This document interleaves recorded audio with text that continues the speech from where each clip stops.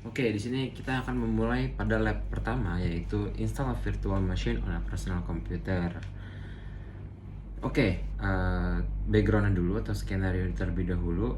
Eh, Kekuatan komputasi dan juga RAM itu meningkat over the last 10 years, kurang lebih dari 10 tahun ini. Dan benefit yang dihasilkan dari multi-core processor ini adalah banyaknya RAM yang dihasilkan, sehingga kita memungkinkan kita untuk melakukan virtualisasi. Nah, apa sih itu virtualisasi? Nah, virtualisasi adalah kita simpelnya kayak menjalankan satu sistem operasi di secara virtual. Jadi kita mendapatkan dua sistem operasi dalam satu unit atau satu desktop. Jadi contohnya kita memiliki laptop Windows itu sebagai host dari sistem operasi kita, dan juga kita ingin misalkan mau mencoba sistem operasi Linux tapi kita nggak mau mengubah sistem operasi Windows yang udah kita punya. Nah, maka kita bisa menggunakan yang namanya virtualisasi. Jadi kita bisa memiliki dua sistem operasi dalam satu desktop, gitu simpelnya. Jadi kita melakukan suatu proses atau suatu program di sistem operasi virtual itu nggak mempengaruhi sistem operasi host kita, gitu. Lalu kita akan mendownload itu VirtualBox. Pertama itu kita akan pergi ke website VirtualBox. Namun karena di sini saya sudah mendownload untuk VirtualBox dan juga untuk virtual machine image filenya, yaitu CSA Lab VM, maka kita tinggal membukanya. Kita membukanya itu di file, kita buka Cybersecurity Lab VM Workstation 2023. Oke, kita buka. Oke.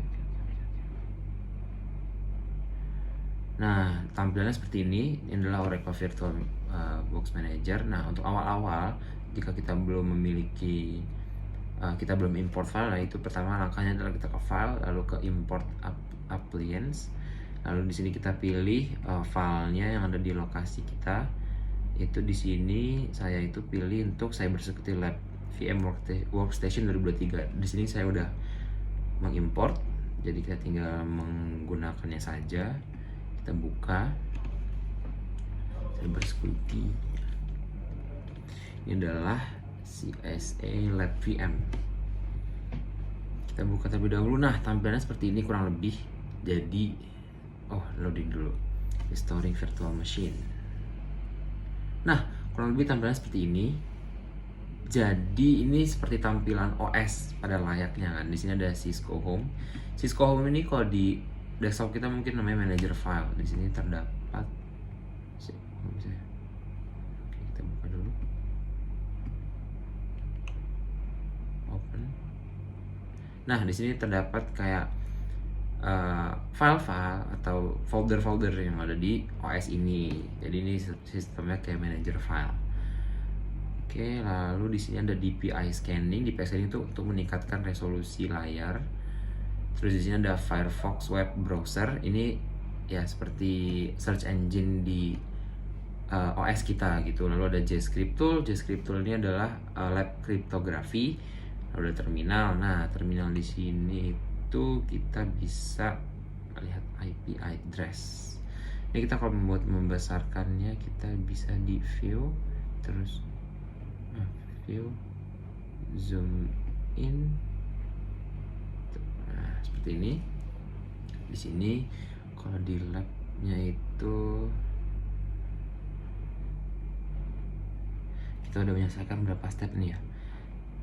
Oke. Kita udah mendownload, kita udah membukanya, udah membuka virtual machine image filenya juga.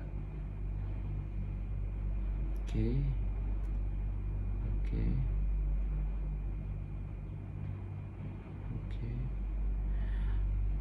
Oh ya, tadi di awal proses itu sebenarnya kita bisa membuka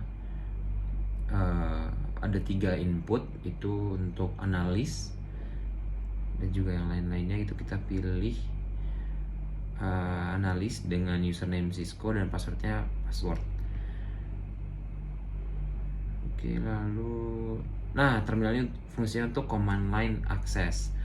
Nah, di sini kita ada tugas untuk IP address, kita prompt IP address. what are the IP address assigned to your virtual machine. Oke, kita coba from IP address. Nah, di sini terdapat dua output, itu adalah loopback dengan IP address itu 127.0.0.0.1/8. Lalu terdapat juga Ethernet itu dengan output 10.0.2.15/24. Nah, ini adalah hasil untuk IP address kita. Ya, kita bisa copy, lalu kita answer di sini. Ini dia jawabannya.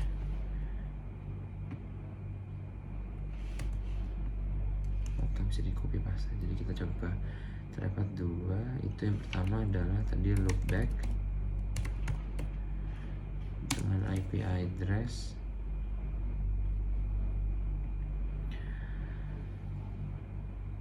127.0.0.1 127.0.0.1/8.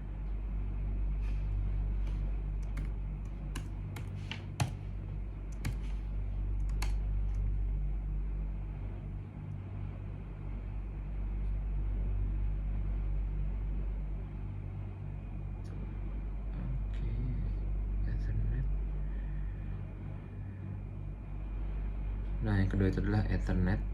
Kita bisa tulis di sini Ethernet dengan IP addresses itu 10.02.15 10.0.2.15/24. Ya, betul, 10.0.2.15/24.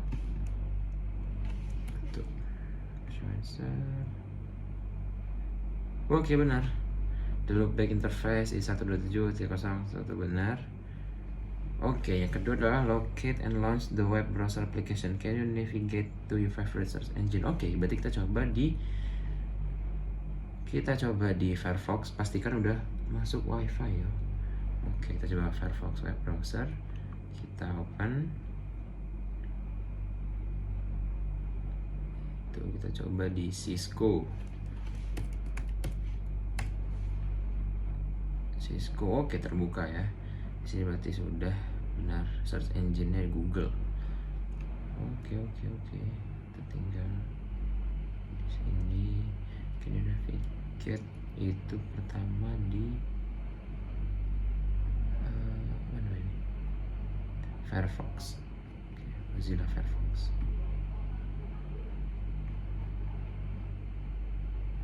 Firefox web browser.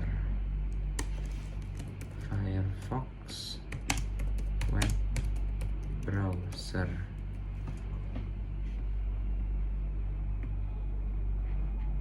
Yes, oke. Betul. Lalu step terakhir adalah shutdown the CSA Lab VM. Oke, kita coba shutdown.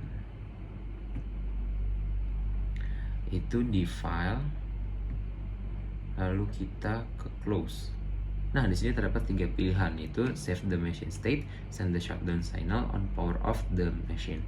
Itu kita untuk bila mana kita terdapat suatu tugas atau task yang kita tidak mau hilang, maka kita akan save the machine state. Maka di sini kita coba untuk prompt. What are option? Option itu ada 3. Itu ada save the machine state. Terus dulu save the machine state. Lalu yang kedua ada send the shutdown signal. Send the shutdown signal. And yang ketiga itu adalah power off the machine. Power off the machine. Oke, show answer. Oke, betul. Klik the save machine state radio button and then klik OK. Next time. Oke, betul. Jadi kita bisa meresume apa yang udah kita lakukan di sini. Oke, saving VM state itu selesai. Nah, sudah. Itu coba kita berarti save. Berarti sudah.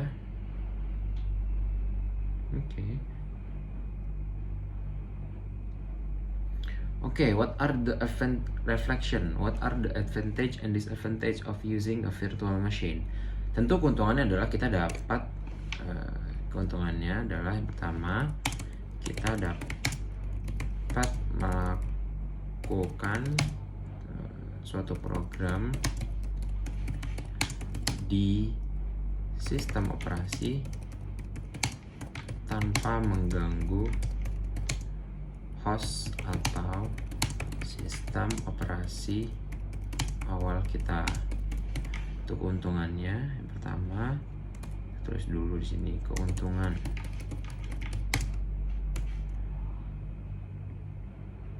Jadi lebih fleksibel. Yang kedua, kalau kita punya sistem operasi virtual, itu berarti kita bisa melakukan percobaan. Ya sama, kita dapat melakukan program sistem operasi awal kita. Oke, kita dapat melakukan multitask di sistem kedua sistem operasi yang kita miliki.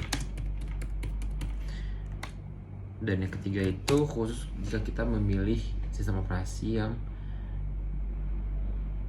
sistem operasi virtual, itu berarti keuntungannya adalah dia lebih secure. Di sistem operasi virtual lebih secure.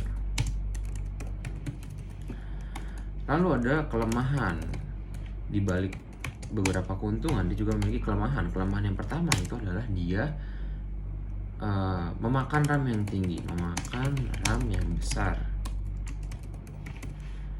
Yang kedua, dia juga itu bila mana kita melakukannya secara intens, bila mana kita melakukan secara intens itu bisa menyebabkan bottleneck jaringan. Ketiga adalah itu membutuhkan performa yang tinggi gitu. Ya, selain dia membutuhkan RAM yang tinggi seperti yang tadi di awal dijelaskan, dia juga membutuhkan performa yang tinggi. Itu bisa menjadi suatu kelemahan bila mana desktop atau unit yang kita miliki itu tidak mumpuni. Itu jadi membutuhkan performa yang tinggi, yang cukup tinggi. Show answer. Oh ya, dia tidak mempengaruhi host machine atau sistem operasi awal kita. Oke. Di sini sudah semua terjawab. Iya, sudah semua terjawab. Baik, untuk lab pertama, install a virtual machine on a personal computer. Dicukupkan. Terima kasih atas perhatiannya. Saya Miftah Warfin Sofyan dari Sistem Informasi 24 undur diri. Terima kasih. Wassalamualaikum warahmatullahi wabarakatuh.